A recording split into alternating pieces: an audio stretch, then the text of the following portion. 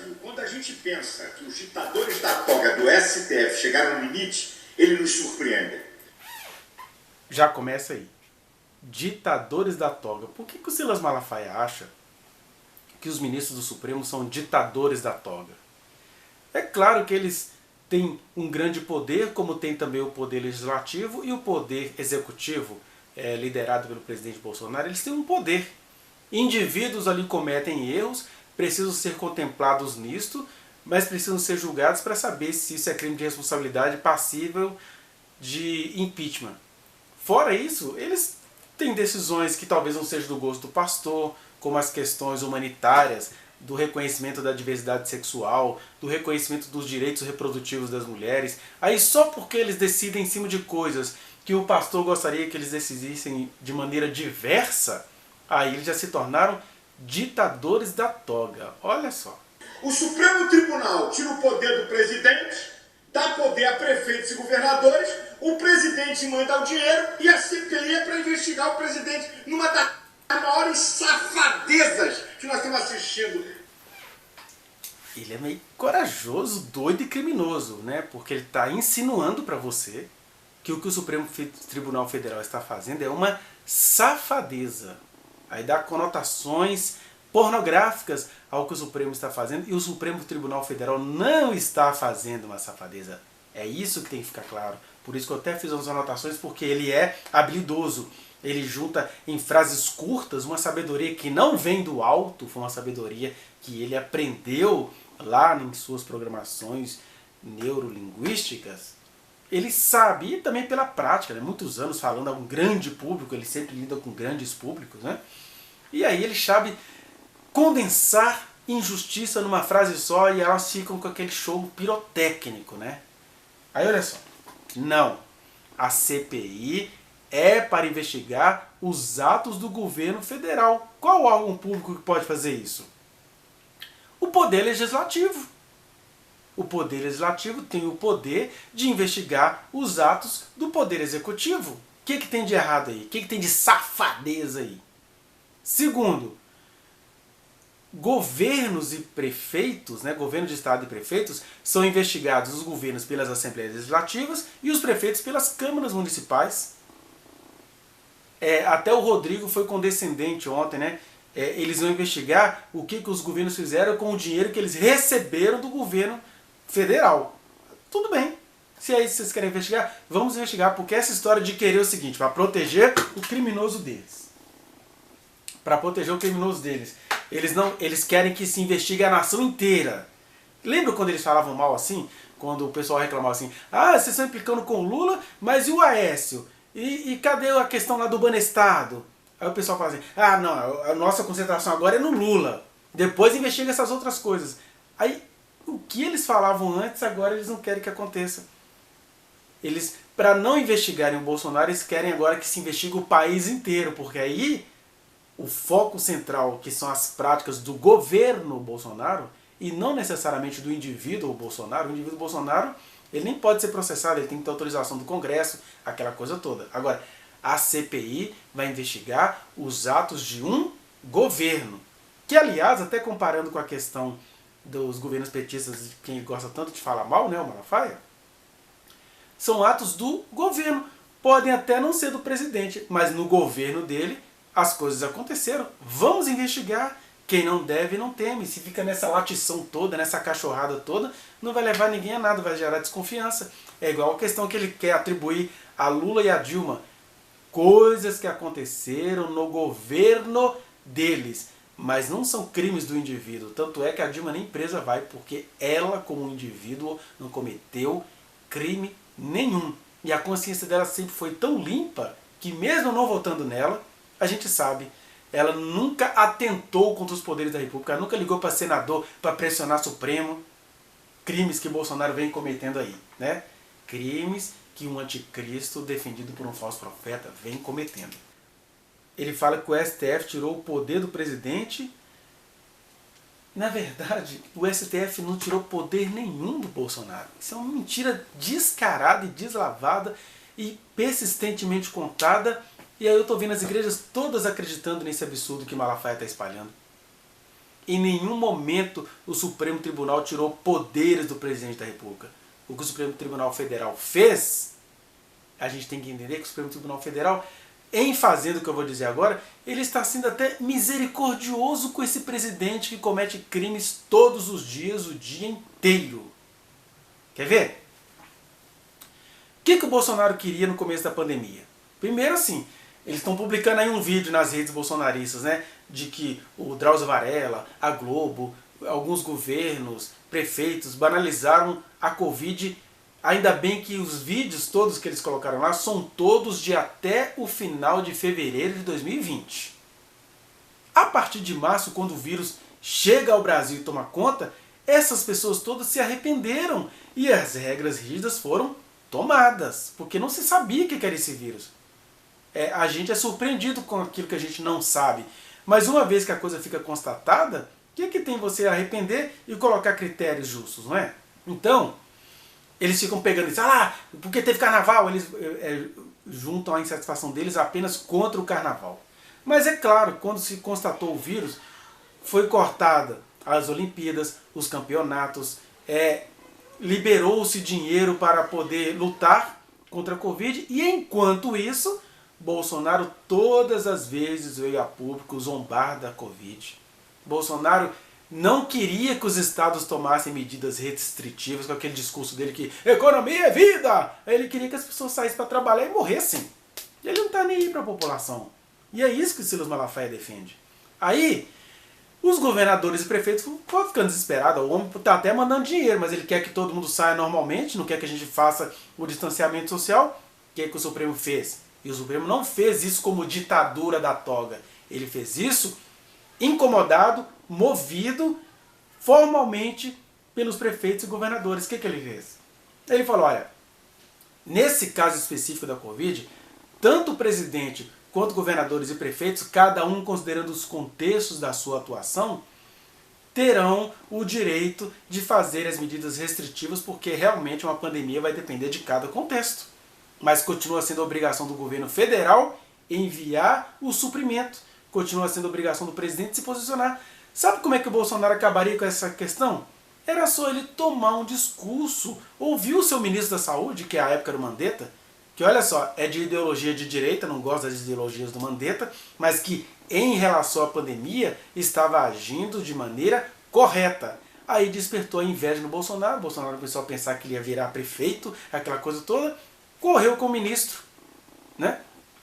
Queria que eles prescrevessem coisas.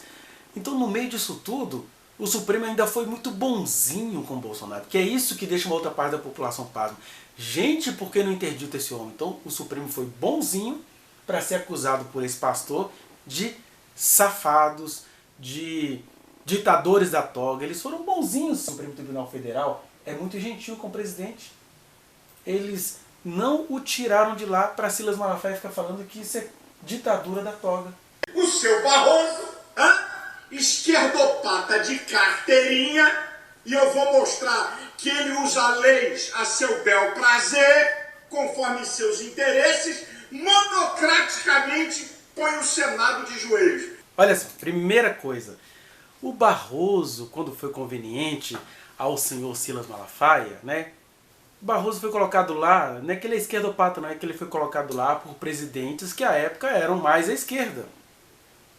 Mas quando ele chegou lá, ele não traiu o seu dever de juiz, como se espera que o Cássio Nunes Marques, colocado lá por Bolsonaro, não traia o seu ofício de juiz. Então, o Barroso, ele foi a favor da Lava Jato, que foi um movimento que se levantou contra o governo Lula, está provado isso hoje.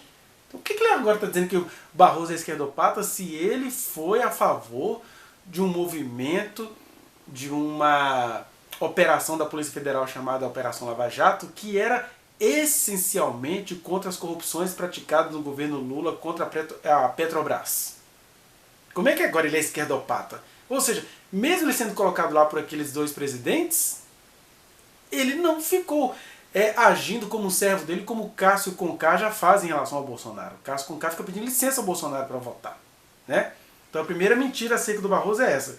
A segunda mentira é essa questão de falar que o Barroso pôs o Senado de joelhos, né?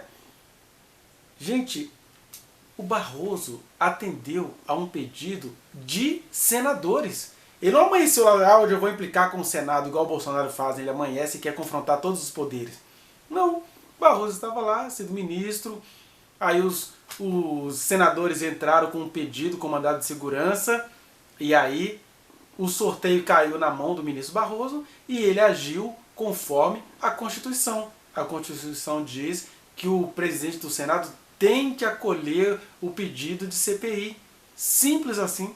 Mas só porque o pedido de CPI vai atingir o Bolsonaro, aí o seu falso profeta está caqueticamente enfeitiçado, né? E aproveito também para falar para deputados federais da CCJ.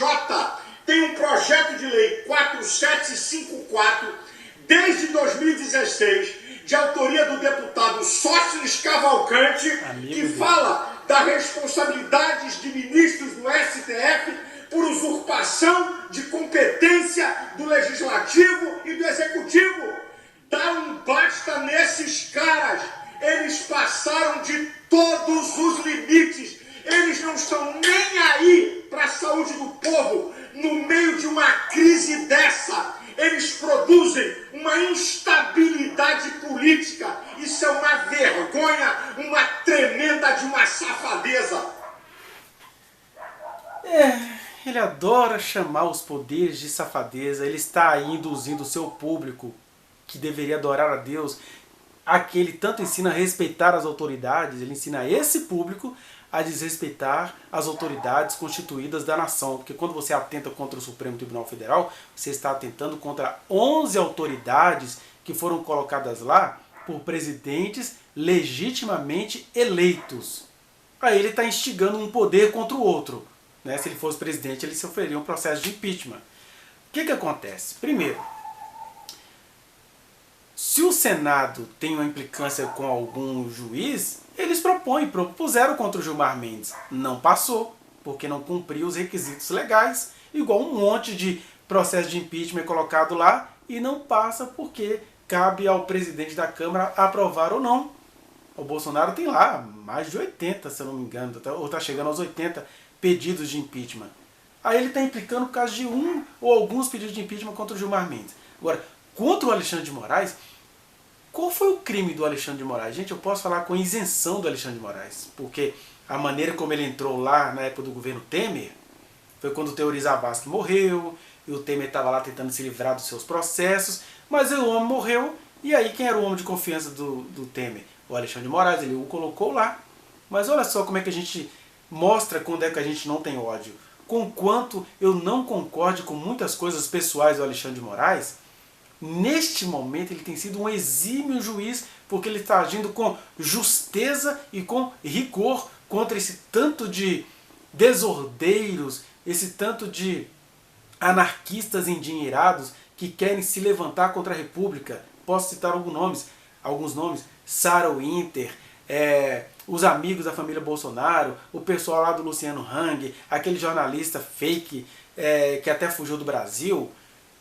Tem um também que esse deputado federal aí que foi preso, ele está revoltado com isso tudo, né? Ele virou um cristão defensor de Barrabás. Aí o Alexandre de Moraes foi certeiro, um deputado federal instigando a população a se levantar contra o poder, prisão na hora, crime. A lei que a gente tem até agora valendo é a Lei de Segurança Nacional. Ele aplicou-a muito bem, o ministro Alexandre de Moraes. Graças às intervenções do ministro Alexandre de Moraes, é que os bolsonaristas aloprados que querem destruir o país em nome de seus próprios egos ficaram todos murchinhos e caladinhos. O deputado Daniel Silveira, que ele prendeu, por exemplo, graças à intervenção certeira do ministro. Olha, eu estou falando aqui como alguém que achou o seguinte: puxa, por que o Temer colocou esse cara? Mas ele também está sendo fiel à toga. Ele também está sendo fiel às leis.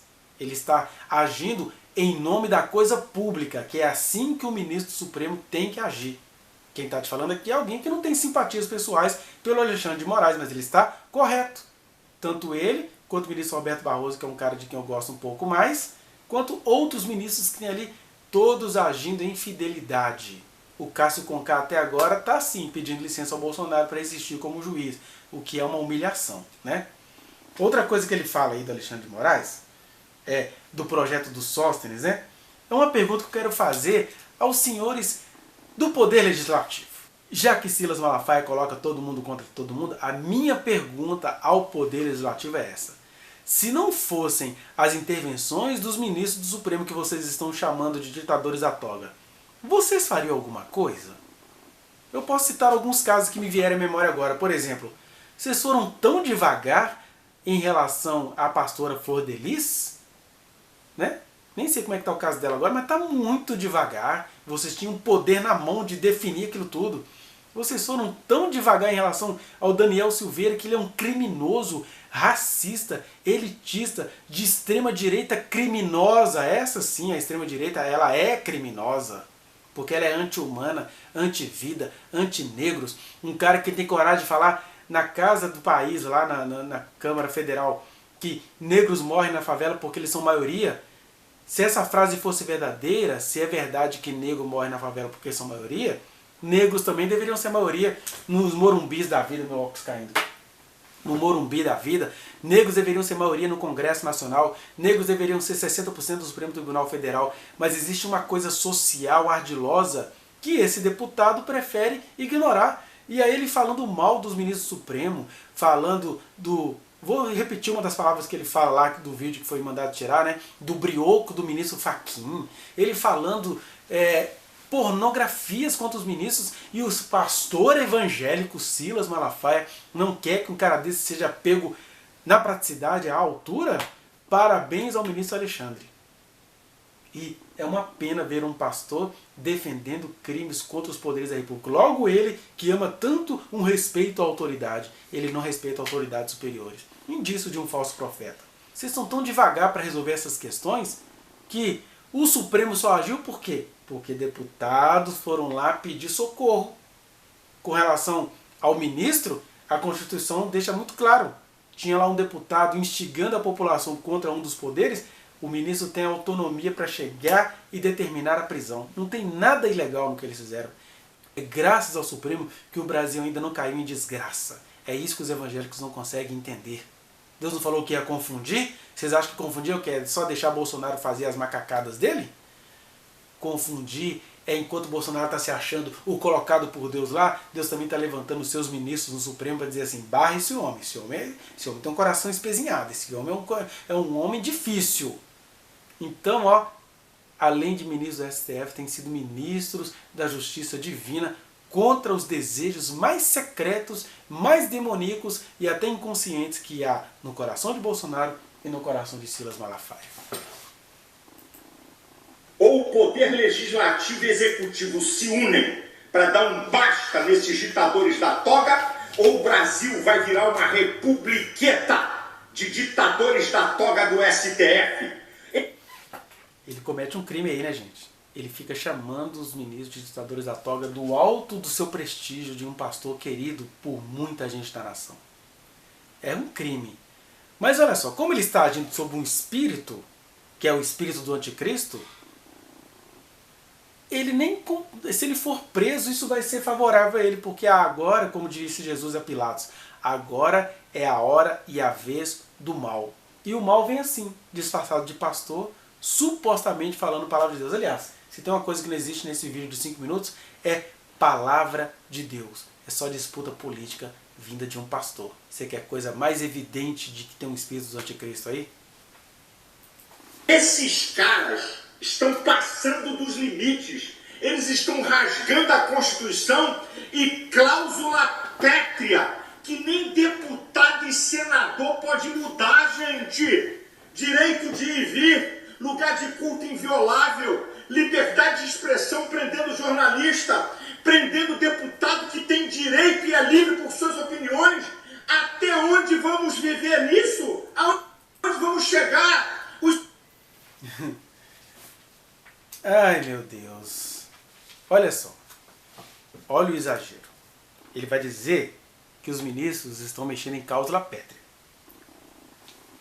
Qual ministro que está mexendo com o seu direito de ir e vir? Ah, mas é porque eu não posso ir onde eu quiser por causa da pandemia. Ah, direito de ir e vir é cláusula pétrea?